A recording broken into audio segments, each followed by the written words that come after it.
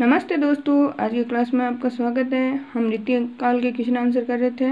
2 part पहले दे चुके हैं, अगला पार्ट है। चलिए आगे के क्वेश्चन से क्लास की शुरुआत करते हैं। क्वेश्चन है, रीति मुक्त कवियों के बारे में गलत कथन चुनना, इनमें से कौन सा गलत है। पहला है, रीति मुक्त कवियों के प्रेम वर्णन में विरहवेत्ता प्रधान है। दूसरा ऑप्शन है, रीति मुक्त कवियों ने प्राचीन काव्य परंपरा को बड़ी गहराई से ग्रहण किया है। तीसरा है, रीति मुक्त कवियों में रीतिबद्ध कवियों जैसी इंद्रिय वासना नहीं है। चौथा है, रीति मुक्त काव्य में कवियों की प्रेमानुभूति को आत्मा अभिव्यक्ति की शैली में स्थान प्राप्त हुआ है। तो इसमें से कौन सा गलत है वह चुनना है। रीति मुक्त कवियों में प्रेम वर्णन में विरहवेत्ता प्रधान थी, ये सही है। फिर रीति मुक्त कवियों में रीतिबद्ध कवियों जैसी इंद्रिय वासना नहीं है, ये भी सही है। रीति मुक्त काव्य में कवियों की प्रेमानुभूति को आत्मा अभिव्यक्ति की शैली में स्थान प्राप्त हुआ, ये भी सही है। तो कौन सा गलत है। रीति मुक्त कवियों ने प्राचीन काव्य परंपरा को बड़ी गहराई से ग्रहण किया, ये इसके विशेषता नहीं है। अगला क्वेश्चन है, रीतिकाल के कवि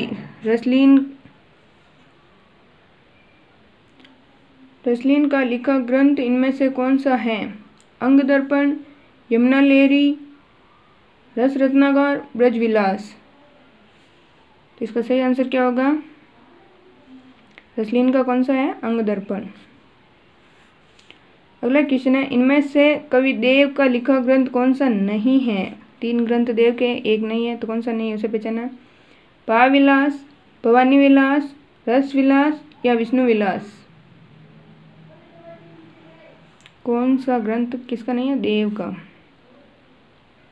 तो भाव विलास देव का है, भवानी विलास भी देव का है, रस विलास भी देव का है, और बहुत इंपॉर्टेंट है, कौन सा नहीं है, विष्णु विलास देव का नहीं है। अगला क्वेश्चन है, निम्नलिखित कवियों में से ओरछा नरेश के दरबारी कवि, मंत्र गुरु और मंत्री कौन थे।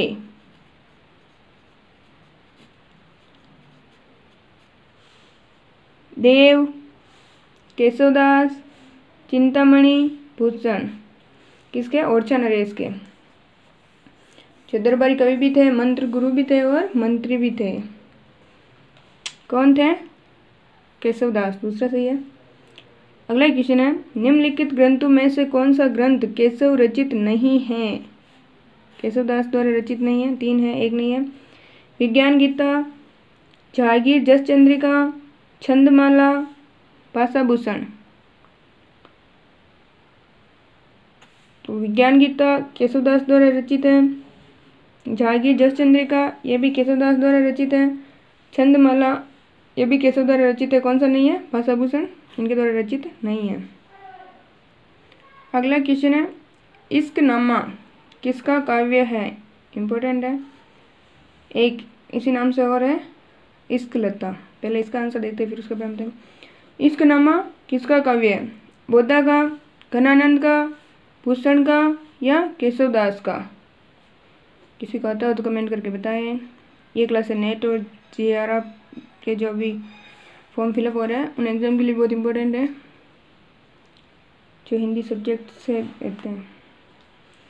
तो इसका सही आंसर क्या होगा, बोधा का है इश्कनामा।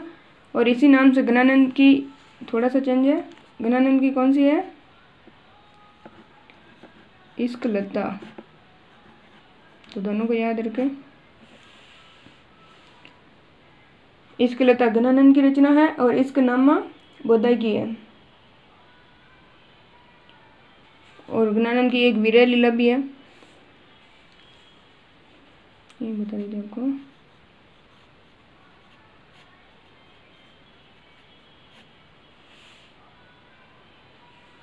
अगला क्वेश्चन है, ये दोनों ही घनानंद की है, इन दोनों का नाम मिलता जुलता है, तो इनको अच्छे से ध्यान रखें। निम्न में से कौन सा ग्रंथ चिंतामणि का नहीं है।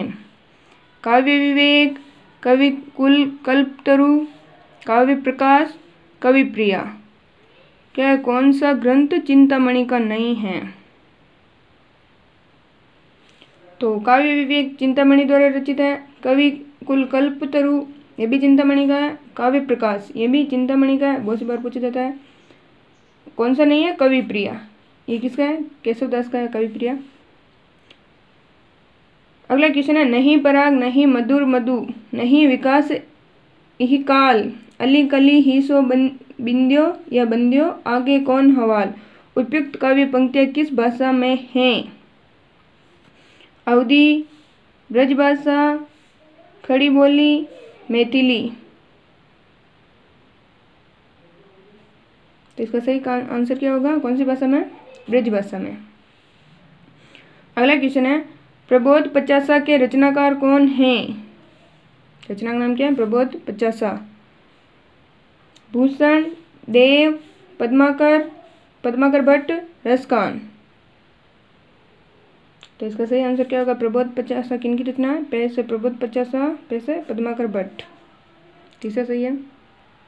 अगला क्वेश्चन है, निम्नलिखित में से क्या रीतिमुक्त कविता की विशेषता नहीं है? किसकी? रीतिमुक्त कविता की।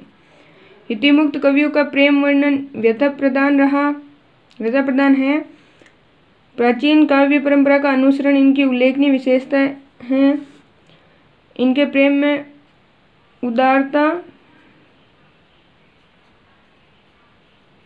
है। रीतिबद्ध कवियों जैसी इंद्रिय वासना नहीं।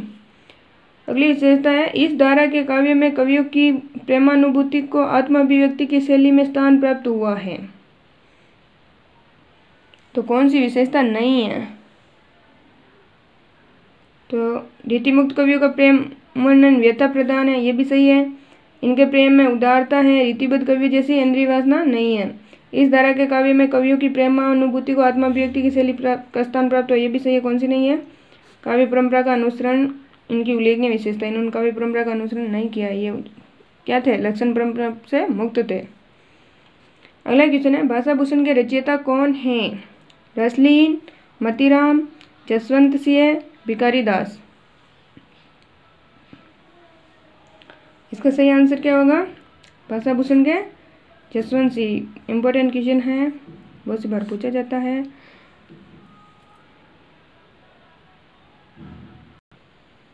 अगला क्वेश्चन है, रीतिकालीन काव्य की मुख्य प्रवृत्ति क्या रही? किसकी? रीतिकालीन काव्य की।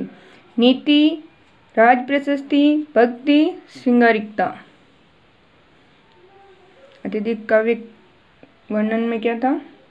तो सही आंसर क्या होगा? श्रृंगारिकता। अगला क्वेश्चन है, रीतिकाल के संदर्भ में रीति काव्य किसे कहते हैं? जिसकी रचना विशिष्ट पद्धति अथवा नियमों को दृष्टि में रखकर की गई हो, जिसकी आत्मा अलंकार हो, जो गुण विशिष्ट रचना हो। अगला है, जो भारतीय परंपराओं का वर्णन करे। रीतिकाल के संदर्भ में रीति काव्य किसे कहा या किसे कहते हैं? किसके संदर्भ में? रीतिकाल के संदर्भ में। तो रीतिकाल के संदर्भ में क्या होगा? जिसकी रचना विशिष्ट पद्धति अथवा नियमों को दृष्टि में रखकर की गई हो। पहला सही है। अगला क्वेश्चन है, सत्यसैया के दोहरे जू नावक के तीर किसके दोहों के लिए कहा गया है? दोहरे या दोहे, जू नावक के तीर। रहीम के दोहों के बारे में, कबीर दास के दोहों के बारे में, या तुलसीदास के दोहों के बारे में, या बिहारी के दोहों के बारे में? तो इसका सही आंसर क्या होगा? बिहारी के दोहों के बारे में। अगला क्वेश्चन है, निम्नलिखित में से कौन से कवि वीर रस की कविता के लिए जाने जाते हैं? बिहारी, केशव, मतीराम या भूषण? अच्छा क्वेश्चन है, आंसर भी अच्छा होगा। वीर रस किनके काव्य की प्रधानता रही है? भूषण के काव्यों की। अगला क्वेश्चन है, निम्नलिखित में से कौन आचार्य और कवि दोनों रूपों में जाने जाते हैं? जो आचार्य भी है और कवि भी है। कनानंद, केशवदास, बिहारी या देव? तो इसका सही आंसर क्या होगा?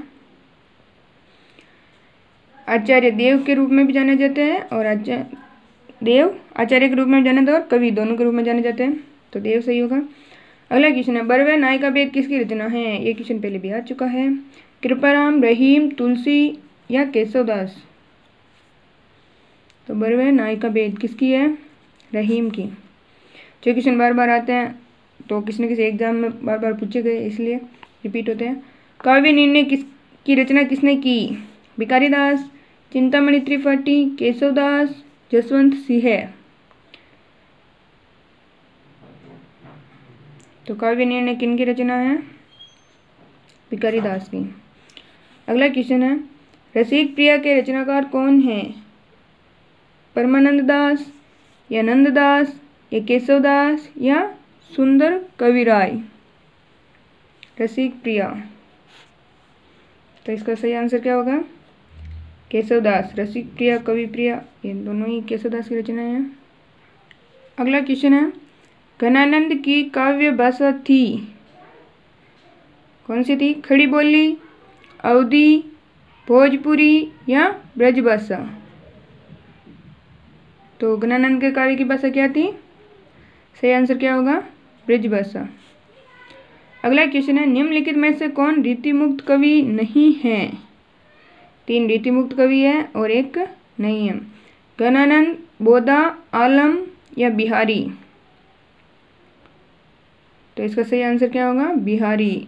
इनके साथ कौन से कवि आते हैं? घनानंद, बोधा, आलम, ठाकुर। अगला क्वेश्चन है, घनानंद की रचना नहीं है। अच्छा क्वेश्चन है, सुजान सार, 3 रचनाएं, 1 नहीं है। विरह लीला, साहित्य सार, कोक सार? तो इसका सही आंसर क्या होगा? अभी आपको बताया था विरह लीला घनानंद की है। इसके अलावा सुजान सार, ये भी घनानंद की है। कोक सार, ये भी घनानंद की है। कौन सी नहीं है? साहित्य सार इनकी नहीं है। अगला क्वेश्चन है, निम्नलिखित में से कौन सी रचना सेनापति की है? रसराज, कवित रत्नाकर, राम रसायन, भाव विलास? तो इसका सही आंसर क्या होगा? सेनापति की रचना कौन सी है? कवित रत्नाकर, दूसरा सही होगा। तो ये थी आज की अपनी short and sweet class.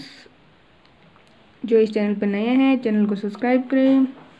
Class अच्छी लगे तो लाइक करें। आज के लिए इतना ही, धन्यवाद।